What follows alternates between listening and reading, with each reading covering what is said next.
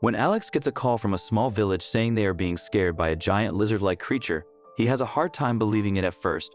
But when he sees the creature up close, he realizes it is real and very dangerous. He knows he must act fast and think of a plan to catch it, but he still doesn't know exactly what he is up against.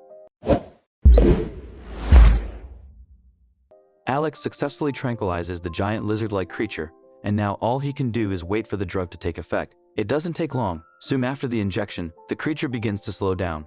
Once it finally stops moving, Alex and some villagers quickly tie it up and load it onto his truck. Now they can get a good look at the creature and realize what they are dealing with.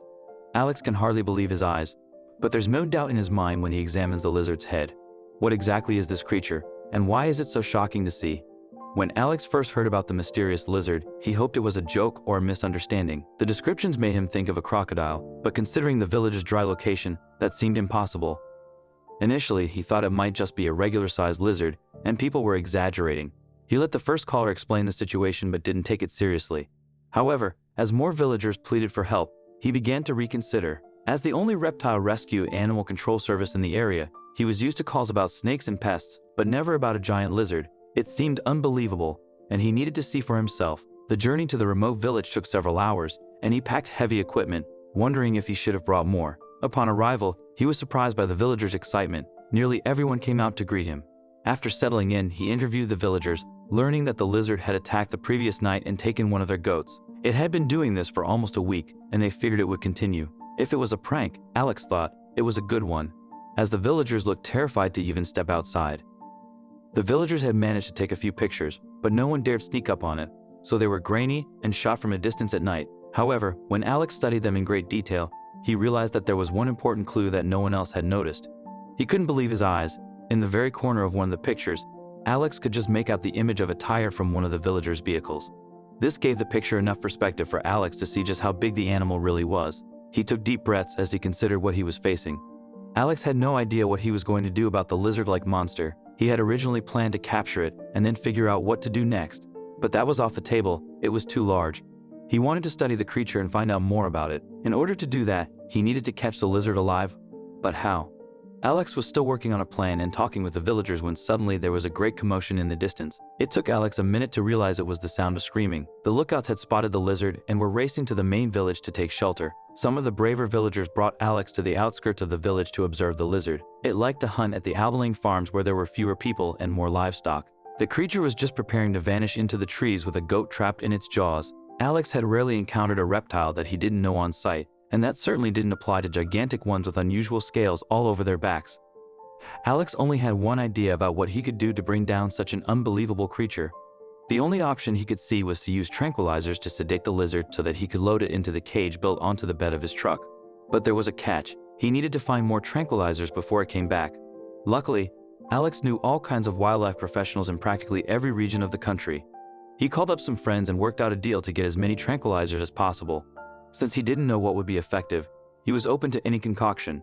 Alex called his employees at the reptile rescue and told them to get ready for the biggest lizard they could imagine. They would have to clear out an entire retreat to ensure the creature didn't escape or hurt any of the other animals.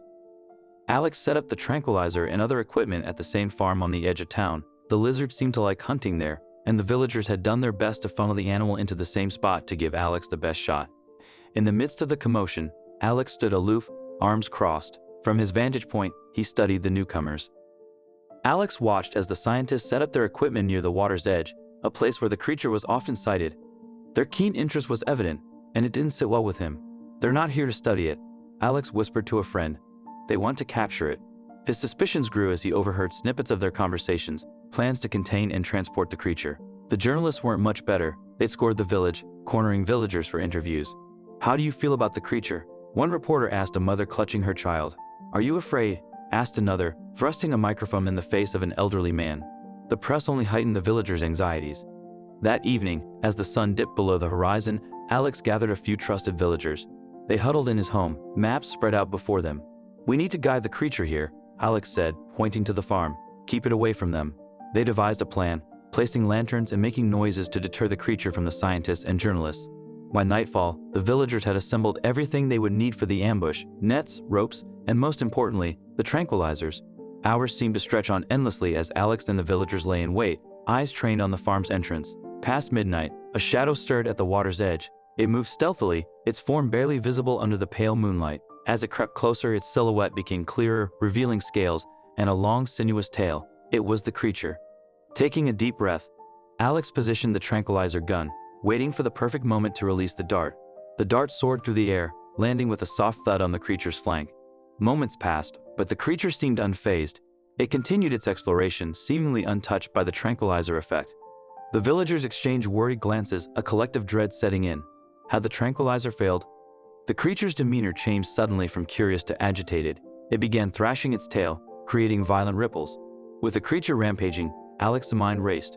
Another shot might be too risky, but doing nothing was no longer an option. Taking a deep breath, he reloaded the tranquilizer, whispering a silent prayer. The second dart found its mark. The creature's thrashing slowed, its movements became sluggish, and its roars diminished to soft groans. With bated breath, the villagers watched as it slumped to the ground, subdued at last.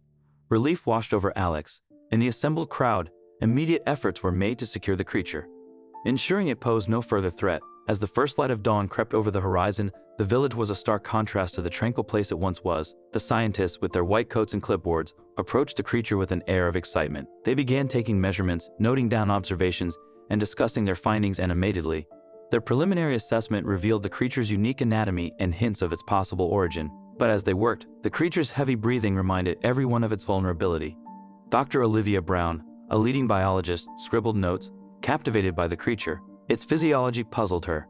While it bore semblance to known species, there were undeniable anomalies. She pondered its origins, wondering about possible undiscovered habitats. Amidst her scientific curiosity, she also sensed the ethical dilemmas surrounding its captivity.